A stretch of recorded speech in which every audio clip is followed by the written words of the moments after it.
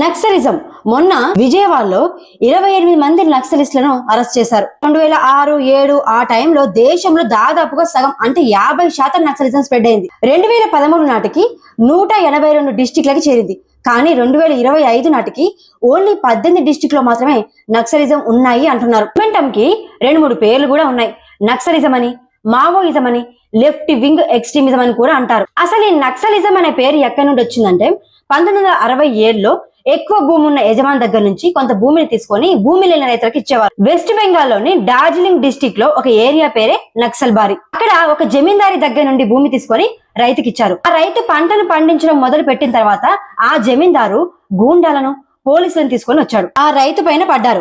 వెంటనే చుట్టుపక్కల ఉన్న రైతులందరూ కలిసి ఆ గొడవలో ఒక పోలీసుని చంపేశారు. ఆ టైంలో పోలీసులందరూ కలిసి ప్రజలపైన పడడం, ప్రజలందరూ కలిసి ఒక మూవ్మెంట్ చేయడం, దానికే నక్సలిజం అనే పేరు పెట్టారు. ఒకప్పుడు చైనాలో ఒక ఫేమస్ వ్యక్తి మావో జోడాంగ్ అనే ఒక వ్యక్తి ఒక మాట చెప్తూ ఉండేవారు. దేశానికి క్యాపిటలిస్టులుగా ఉండేవారికి దోచుకునే బుద్ధి ఎక్కువగా ఉంటుంది, వారు మాటలతో చెప్తే వినరు, వారికి ఆయుధాలే కరెక్ట్ సమాధానం అని చెప్పి ప్రజల్ని ఇన్ఫ్లుయెన్స్ చేస్తూ ఉండేవారు.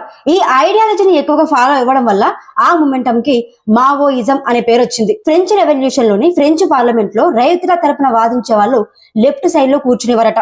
అప్పటి నుండి ఆ మూమెంటం ని లెఫ్ట్ వింగ్ ఎక్స్ట్రీమిజం అని కూడా పిలుచుకునేవారట. ఈ మావోయిస్టులు గ్రామాల్లో ఉండే ప్రజల్ని ఎక్కువగా ఇన్ఫ్లుయెన్స్ చేస్తూ ఉంటారు. గ్రామాల్లోకి వెళ్ళి అక్కడ ప్రాబ్లమ్స్ ఏంటో తెలుసుకొని చాలా తెలివిగా అక్కడ తెలివైన వారిని గుర్తుపట్టి మెల్లమెల్లగా వారిని ఉద్యమంలోకి దించుతారు. మీ ప్రాబ్లమ్స్ అంతటికి గవర్నమెంట్ ని తీసేయాలి అని బ్రెయిన్ వాష్ చేస్తారు. ఆయుధాలు తయారు చేయాలి, గవర్నమెంట్ కి బుద్ధి చెప్పాలి అని చెప్తూ చుట్టుపక్కల ఉన్న ప్రాంతాలను కూడా మావోయిస్టులుగా తయారు చేస్తారు. ఆ ఏరియాని లిబరేట్ చేస్తారు, అంటే స్వతంత్రులుగా ప్రకటిస్తారు. ఒకసారి ఆ ఏరియా మొత్తం లిబరేషన్ అయితే ఆ ఏరియాలోకి గవర్నమెంట్ వెళ్ళడానికి కూడా పర్మిషన్ ఉండదు. ఒకప్పుడు దేశంలో 50% ఉన్న ఈ నక్సలిజం ఇప్పుడు 18%కే పడిపోయింది. ఇప్పుడు ఆ 18% నక్సలిజం కూడా చాలా పవర్ఫుల్ గా ఉంది. మావోయిజం అంటే చైనాకి చెందిన ఒక ఆర్మీ ప్లాన్ కాబట్టి ఒక రిపోర్ట్ ప్రకారం మావోయిజానికి చైనా నుండి బుద్ధి బలం, డబ్బు బలం, ఆయుధాలు అందుతున్నట్టుగా తెలుస్తుంది. అది మన ఇండియాకే చాలా ప్రమాదకరం. అందుకే ఈ 18% నక్సలిజాన్ని కూడా 2026 మార్చి వరకల్లా మావోయిజాన్ని పూర్తిగా ఇండియాలో లేకుండా చేస్తే